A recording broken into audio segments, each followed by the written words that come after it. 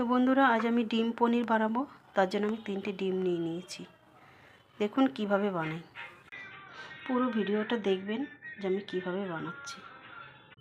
তো 3টে ডিম আমি ফেটে দিয়েছি, ফাটিয়ে নিয়েছি।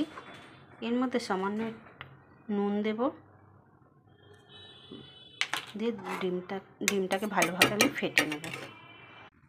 গ্যাস অন করে এই যে অল্প জল দিয়ে করে বসিয়ে দিয়েছি কড়াইটা।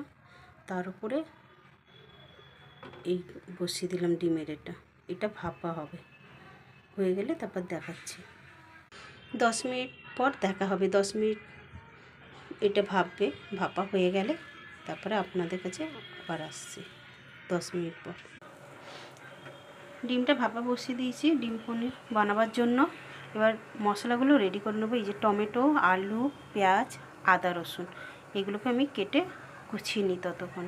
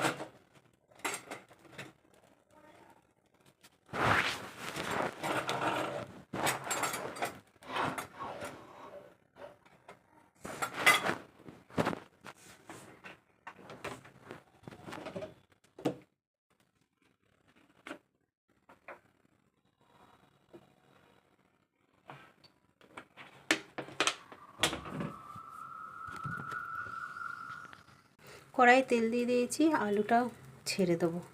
তেল গরমও হয়ে গেছে। আলুটা ভেজে নেব, তারপরে মশলাগুলো ভাজবো।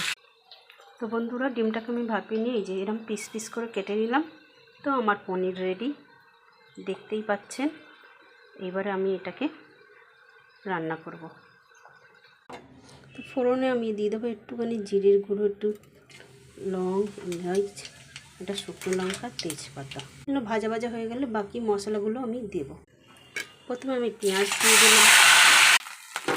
পেঁয়াজ লাল লাল ভাজা হয়ে গেছে। আদা রসুনের পেস্টটা দিয়েও ভেজে নেবো, দিয়ে তারপর টমেটো দিয়ে ভাজি। তো আদা রসুন পেঁয়াজ ভাজা ভাজা আমার হয়ে গেছে পেস্ট। এবার টমেটো পেস্টটা দিয়ে ভালো করে ভেজে বাকি মশলা দিয়ে কষিয়ে নেব। হলুদ, লঙ্কার গুঁড়ো একদম ভুলে রেখে দিয়েছি। টমেটো পেঁয়াজ আমার ভাজা হয়ে গেছে পেস্টটা, এবার এটা দিয়ে দেবো। তো আমার ডিম পনির